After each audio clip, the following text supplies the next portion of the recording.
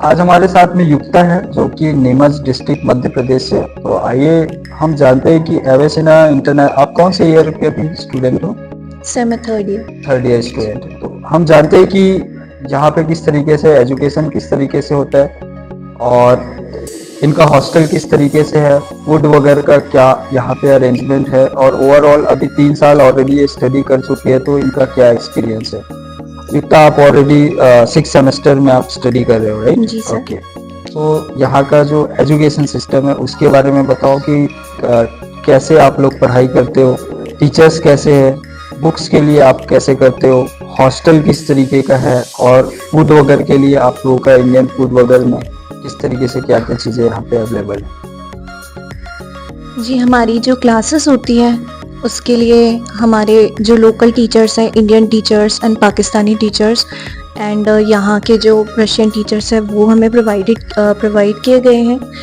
और जो पढ़ाई वगैरह है हमारी वो काफ़ी अच्छी है यहाँ पे। उसके अलावा टीचर्स काफ़ी अच्छे से पढ़ाते हैं हमें, और हमें कोई डाउट वगैरह भी होता है तो हमारे सॉल्व करते हैं। एंड उसके अलावा जो हमारा हॉस्टल है वो यूनिवर्सिटी से पास में ही है, तो हॉस्टल में भी हमें काफ़ी अच्छे से सारी चीज़ें प्रोवाइड की गई है। और वहाँ पे हमारे लिए इंडियन फूड भी है। ओके।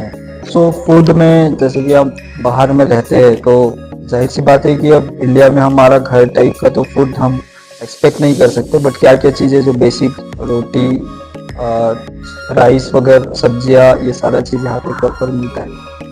जी सर, खाना हमें बिल्कुल इंडियन ही मिलता है क्योंकि हमारे जो कुक हैं वो इंडियन ही हैं। तो हमें रोटी, जो सब्जियां यहाँ पे अवेलेबल होती है वो हमें मिलती है, दाल वगैरह।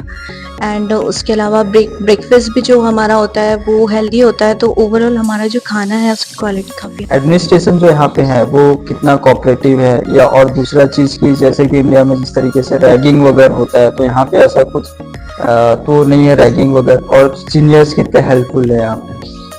जी, रैगिंग जैसा यहाँ पे कुछ नहीं है, सीनियर्स हमारे बहुत हेल्पफुल हैं। और रैगिंग जैसा कुछ नहीं है, लेकिन हमारे इंट्रोडक्शन हमारे सीनियर्स जो है उन्होंने लिया था। और उसके अलावा काफ़ी वो हेल्पफुल हैं कि हम कैसे पढ़ सकते हैं, हमें किसी चीज़ में किसी भी सब्जेक्ट को कैसे अप्रोच करना है, तो वो हमें काफ़ी अच्छे से गाइड करते हैं। उसके अलावा यहाँ पे रैगिंग वगैरह नहीं है, टीचर्स हेल्प करते होंगे, सीनियर्स आपकी हेल्प करते होंगे। सर जी, जैसे कि बिश्केक है, बिश्केक प्रॉपर सिटी में ही ये यूनिवर्सिटी है, तो यहाँ पे कुछ लोकल्स, जैसे आप जब बाहर जाते होंगे तो ऐसा कभी आपके 3 इयर्स के ड्यूरेशन में ऐसा कभी हुआ कि कोई लोकल्स जो है वो परेशान किए हो, या आपको सेफ फील करते हो कि नहीं करते हो यहाँ पे सिटी में? जी, सिटी काफ़ी सेफ है और अभी तक हमारे साथ ऐसा कोई इंसिडेंट नहीं हुआ है कि जिसमें हमें कुछ भी अनसेफ लगा हो यहाँ पे।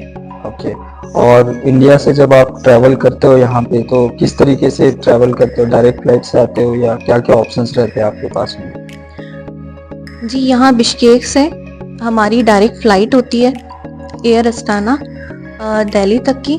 लेकिन अभी यहाँ पे एक और नया ऑप्शन हमारे लिए हो गया है कि हम पहले यहाँ से अलमाटी जा सकते हैं, और अलमाटी से इंडिगो जो हमारी एक डोमेस्टिक फ़्लाइट है इंडियन, तो हम उससे ट्रैवल कर सकते हैं। मैं आपको गुड न्यूज़ दे देता हूँ, 2-3 महीने में डायरेक्ट बिस्केट भी आपका इंडिगो जो है वो स्टार्ट होने वाला है। जी सर। ओके। सो ओवरऑल आपके एक्सपीरियंस से आपको पता है कि इंडिया में जो गवर्नमेंट मेडिकल कॉलेजेस है हमारे पास में वो बहुत कम सीट्स अवेलेबल होते हैं, और हर एक पेरेंट्स का बजट उस प्रकार से नहीं होता कि वो करोड़ में फी दे के प्राइवेट मेडिकल इंस्टीट्यूट में जो स्टडी कर पाए।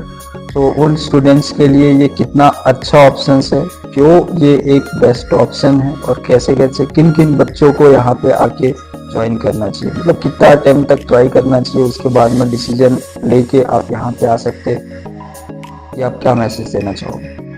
सर, मुझे लगता है कि नीट के एग्ज़ाम के बाद एक अटेम्प्ट जो है वो हम दे सकते हैं, वेट कर सकते हैं 1 ईयर का। लेकिन अगर उसके बाद नहीं होता है तो फ़ॉरेन आकर जो हम MBBS कर रहे हैं, ये काफ़ी अच्छा ऑप्शन है। लाइक अगर मैं अपना पर्सनल बताऊं तो यहाँ पर हमें, जैसे हमारे इंडियन टीचर्स वगैरह हैं, तो हमें उनसे काफ़ी अच्छा गाइडेंस मिल जाता है, क्योंकि वो उन लोगों का जो एफएमजी है ऑलरेडी क्लियर्ड है, तो वो हमें स्टार्टिंग से ही गाइड करते हैं कि किस तरीके से स्टार्टिंग से हमें स्टडीज़ का अप्रोच करना है, ताकि हम इंडिया जाके जो हमारी एग्ज़ाम है उसे आगे जाके क्लियर कर पाएँ। उसके अलावा मेन जो होता है वो सेल्फ स्टडी का ही होता है। इंडिया के अगर कॉलेजेस की भी बात की जाए तो वहाँ पर भी जो बच्चे हैं उन्हें सेल्फ स्टडी ही करना पड़ता है। यहाँ पर भी वही है कि हमें सेल्फ स्टडी करना पड़ता है, टीचर्स की गाइडेंस हम ले सकते हैं। और उसके अलावा सिटी की अगर बात करें तो सेफ है बिल्कुल, कोई यहाँ पे दिक्कत नहीं है, ट्रांसपोर्टेशन में भी कोई दिक्कत नहीं होती है। फ्लाइट यहाँ के जैसे आप बता रहे हैं कि इंडिया से जो डोमेस्टिक फ्लाइट है वो स्टार्ट हो जाएगी, तो जो ट्रांसपोर्टेशन होगा वो होपफुली और ज़्यादा चीप हो सकता है। उसके अलावा अगर यहाँ हमारे कॉलेज की एडमिनिस्ट्रेशन की बात की जाए तो वो काफ़ी कोऑपरेटिव है। अगर हमें कोई भी प्रॉब्लम होती है, हमें किसी टीचर से प्रॉब्लम है या हमें टाइमिंग्स का इशू है या हमें कोई भी अगर इशू होता है तो हमारी सारी बातें सुनी जाती है। उसके अलावा जो हमारी हॉस्टल फैसिलिटीज़ हैं वो भी काफ़ी अच्छी हैं। कॉलेज के पास ही हमारा हॉस्टल है और फूड वगैरह में भी कोई दिक्कत नहीं है। अगर कोई नॉनवेज बच्चे हैं तो उनके लिए नॉनवेज फूड जो होता है वो भी अवेलेबल होता है, और जो वेजिटेरियन वेज होते हैं उनके लिए वेज भी प्रॉपर होता है। तो I think it's a good option कि अगर आप वहाँ इंडिया पे रह के आप अपना ज़्यादा टाइम वेस्ट ना करें, आप यहाँ आकर जो है अपनी स्टडीज़ काफ़ी अच्छे से कर सकते हैं। Okay, Yukta, it was very nice to talk with you, and all the very best for your future and upcoming exams. I hope Thank you, you sir. will clear your FMG exam in first attempt. Thank you, sir. Thank you.